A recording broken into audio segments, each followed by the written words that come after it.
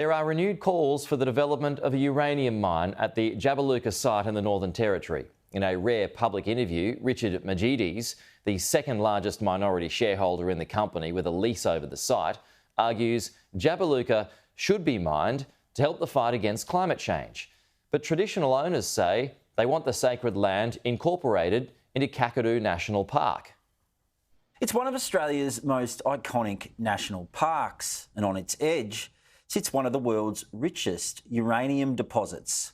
For more than 30 years, plans to mine at Jabiluka have sparked fierce protests from environmentalists. While Energy Resources Australia began operations at the nearby Ranger mine in the early 1980s, Jabiluka remains untouched. But as the federal opposition pushes its plans for a nuclear future, there are renewed calls for the site to be developed. You're talking about 10% of the world's uranium reserves. So I think it's vitally important, not just for the planet or for the allies, but also for Australia. Richard Magidas' investment company, Zentree, is ERA's second largest minority shareholder. He's making the environmental case for the deposit to be mined. The world needs to transition away from carbon fuels.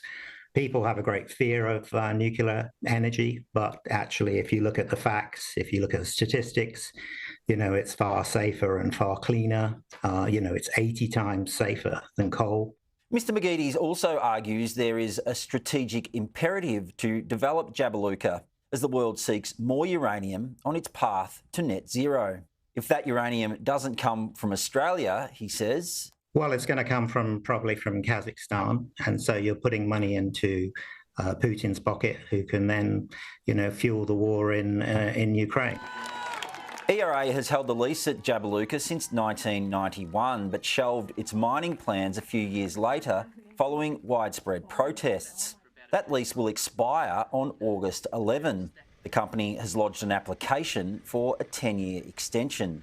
But even if the lease is extended, ERA, a company majority owned by Rio Tinto, says it has no plans to mine. In a statement, it says ERA has a long-term care and maintenance agreement with the Mirarr traditional owners of the Jabiluka deposit that includes a veto over development unless approved by the Mirarr. ERA has protected the cultural heritage at Jabiluka for almost 2 decades so far under the agreement. The agreement and veto right only remain in place if ERA's mining lease of Jabiluka is renewed.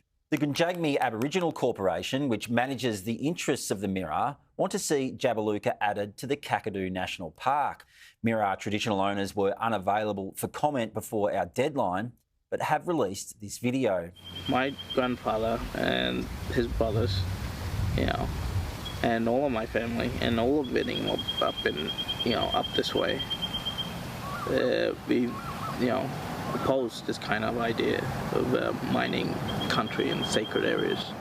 I'm here at the site of the Ranger uranium mine on the edges of the Kakadu National Park. Uranium was mined here for more than 30 years, from 1980 until 2012, and stockpiled ore continued to be processed here until 2021.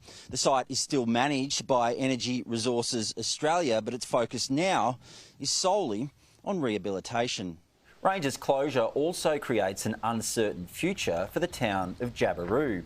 Once a booming mining town of almost 1,400 people, its population has almost halved since 1995. As you can see, it's pretty well a ghost town. Yana Thompson-Gaikamanu grew up in Jabiru. She's now standing as the Country Liberal Party's candidate in August's Northern Territory election. We need to ensure that people are coming to Kakadu. The plan was back then in the mining boom was that people would be here, there would be a lot more people. It would be like an excess of 200,000 people visiting the region. And there's not that. We're not hitting those numbers. The CLP, like the Labor government, has no plan to resume uranium mining in the region. The NT government has issued a temporary reservation order over Jabiluka, preventing mining and exploration at the site for 2 years if ERA's lease is not renewed by August 11. Some critics believe the move was designed to kill any debate about uranium mining before the August 24 election. Currently, we've made the decision that no other proponent can come in and put an application to mine. Only the current lease arrangements that are there at the moment are the ones until we go through the process. Even with a record debt of more than $11 billion and a stated goal to get more Aboriginal Territorians into jobs, the government looks unlikely to budge. It's approximately worth about 50 billion. So in terms of what it would generate for Australia, we're talking about billions of dollars in income for Australian taxpayers. I've met with the Mirror people and they've made very clear what they want to see in Jabiru and in Kakadu. In the latest battle over Jabiluka, proponents on both sides claim they're fighting for a greener future.